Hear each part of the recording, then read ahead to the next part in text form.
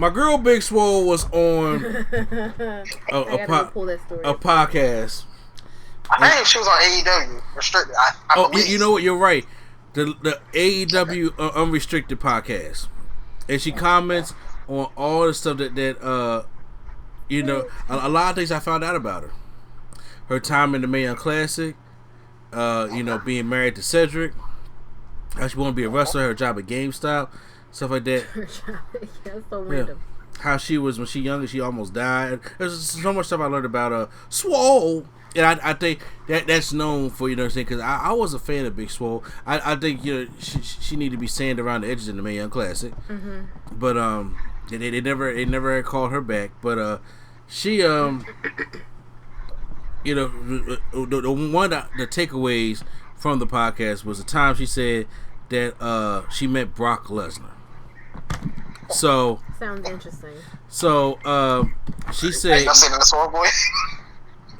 I don't know the Swole voice that well. Do you know the Swole voice?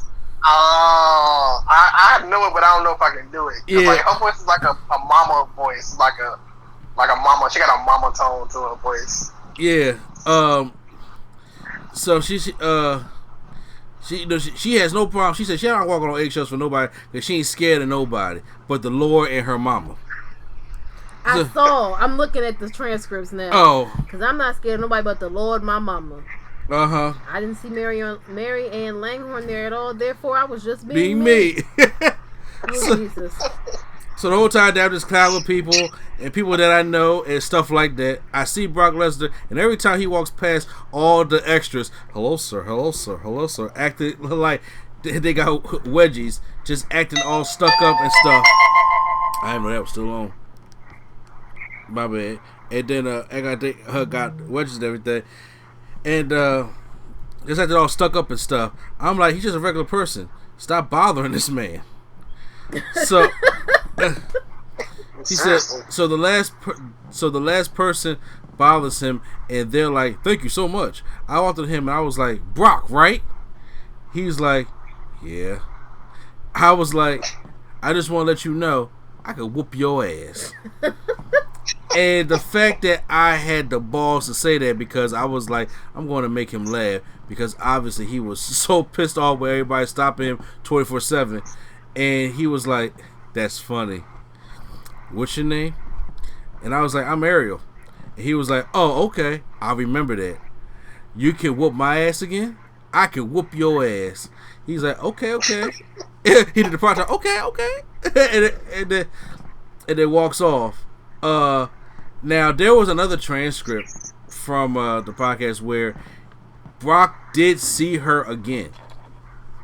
Yeah, the one that I looked up doesn't have that part in it. Yeah, I'm actually trying to find it right now. First of all, I thought that the whole thing in the first place, I thought that was funny because Big Swole seems to be that kind of person. Yeah. Somebody has to be in her house. And I'm about to say, because Cedric don't have none of that. Cedric remind me of the hello sir, how you doing? He's probably the straight laced parent. Yeah, you know, he probably is though. I mean, they got one kid though, right? I think so. So just real quick, while y'all looking for that, yeah. She also said a story about Seth Rollins, but she made it seem like he was a bad guy in this story. Like, she said he tried to psych her out before a match. Because he was like, when you go out there, it's gonna be dark. You're not gonna be able to see nobody, and you're only gonna be able to focus on the person that you're fighting with. And she said, when I got out there, I saw everybody. So she was like, "All right, Mr. Rollins, Mr. Lopez, I see you." But the way she said it, made it seem like he tried to joke her. I'm like, I personally don't think he tried to joke her. I think maybe when he first got out there, his first time, that's probably what he saw. You know, I don't think that was necessarily trying to joke her or treat her bad. But the way that she said it like he was like just like he upset her. So well, you know, that's Swole. It says here, she ain't scared of nobody but the Lord and her mama, she said. You're right. She said that after that, she said Swole ran to Lesnar again. She says that she was ribbed into thinking she would be security guard that would help hold off Lesnar. She talked about him confronting her about the past remarks. She said, "This is," and I quote, read the transcript here. "It was a good environment. I had fun."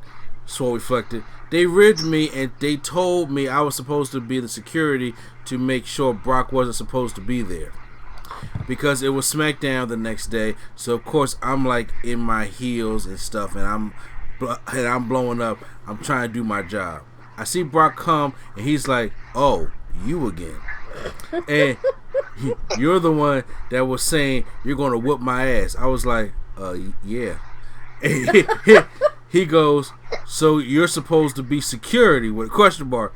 "They said you're the one that's supposed to stop me from getting in here because he was supposed to beat up Randy that day." I looked at him and I was like, "You ain't seen me. I ain't seen you, bro." And I'm like, "I'm gone." I'm going because I don't want no problems. I'm just talking. My Twitter figures just happened to come out. I'm like, "My bad." Oh my god.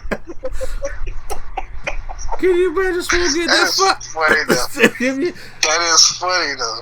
She like, "No man, bro, no man, I was just playing, man. I was just joking. You know, listen, you ain't see me here, I ain't see you here. This didn't happen." So I ain't clock in yet. So just real quick, is she trying to say that Brock Lesnar showed up to TV when he wasn't supposed to? Probably did.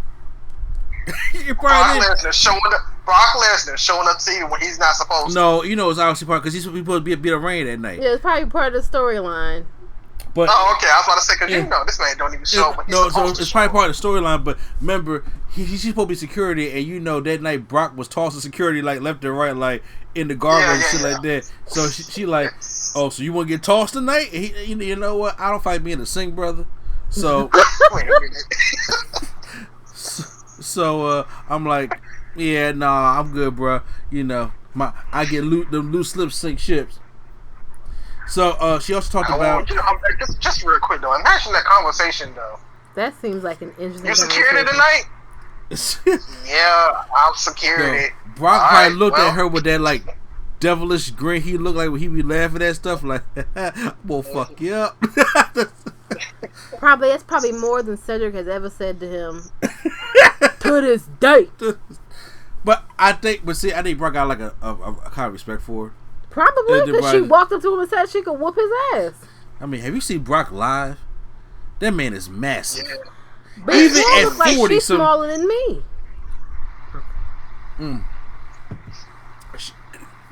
She might be.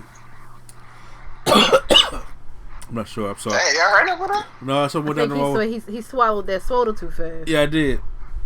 I'm sorry. She also talked about how Cedric gave her the inspiration to go into wrestling. Oh. Yeah. That's nice. She actually was saying how much where is it? I had it pulled up. When Cedric pulled to the back, she was like, "Hey babe, I want to wrestle," and he literally sat me down. He was like, "Okay, if you're going to do this, Ariel, you need to be a wrestler. I don't want to hear this whole you're not a women's wrestler. You're a female wrestler. No, you're a wrestler. You need to have that heart, that drive. You're going to do this. There is no quitting for you. You will retire as a wrestler." It was amazing. It made me sit back and go like, this is what I want. This is what I'm going to do. He kept me on the straight and narrow pretty much. So we get I stand by what my previous statements that he is definitely the straight-laced parent. He was just like, "No, it's 9:00. It's time for bed. No cookies." Yeah, he probably irons his khakis. Especially when he in his regular gear, he got his glasses on, looking all spiffy, looking like a regular. Yeah. And try to see the market over Jason David Frank.